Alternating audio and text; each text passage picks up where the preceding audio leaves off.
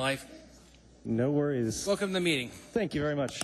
My name is John Arono, A-R-O-N-N-O, and I live in Muldoon with Mr. Peterson and Mr. Honeman ably representing me. Through the chair, I would like to, including the chair, I'd like to thank the Assembly very much for returning to this topic, and especially to Mr. Evans and Mr. Flynn for your work on these three proposals. As the silence from the state and federal government show us, it's no easy undertaking.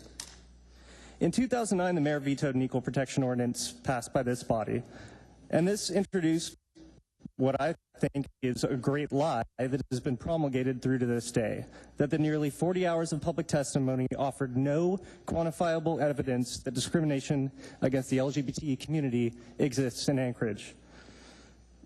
The claim was absurd to anyone who sat through those meetings, but was largely unchallenged by elected officials and the media, even though the video is still online for people to watch today.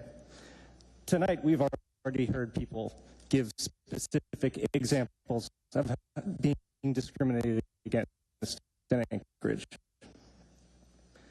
In 2009, people explained how they had been fired after their employer found out they were gay, how they had been pressured and harassed into leaving their jobs because their partner showed up one day unannounced. Some were told they needed to start going to church. Others were told that the word gay was an acceptable derogatory term because it was a pop culture reference, and that they should just be happy they had a job.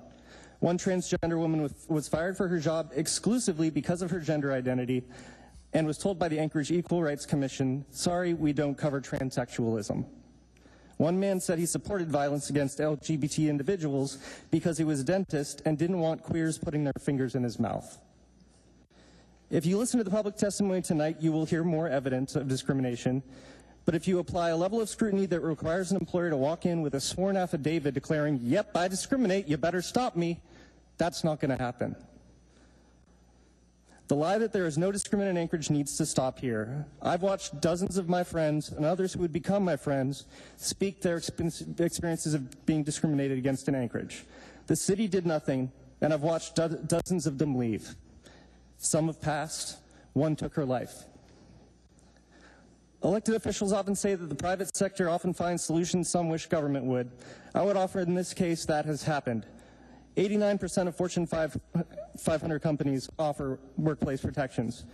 They've led the way, and we need to catch up, because while someone may have a safe workplace, they could go home and see their landlord show them the door.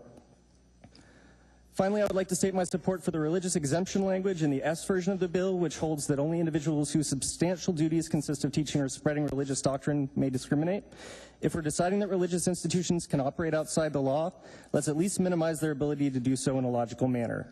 If a church is so intolerant that it can't stomach a gay employee, so be it. But can someone tell me what a math teacher's sexual orientation has to do with teaching math? Thank you. Thank you, sir, for your testimony. Welcome to the meeting.